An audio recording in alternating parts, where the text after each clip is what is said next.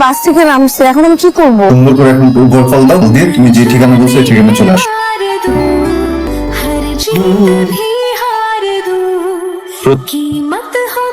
আপনি এখনো এখানে বসে আছেন? আর আসার কথা ছিল সে আসেনি। অনেক রাত হয়েছে, আপনি বাড়ি ফেরত যান। সে চিঠি লিখে পালিয়েছে। আপনি কি হেল্প করতে পারবেন? থাকার ব্যবস্থা যে একটা মেয়ে ফ্রেন্ড আছে এখনই বলেনি।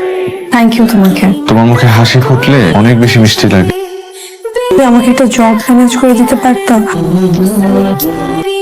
তোমার চাকরির অ্যাপয়েন্টমেন্ট লেটার। থ্যাংক ইউ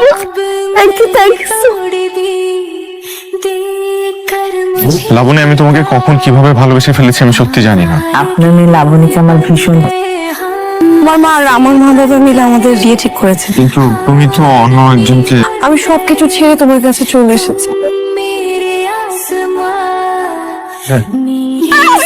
কত করছি না তোমার জন্য, সবকিছু ছেড়ে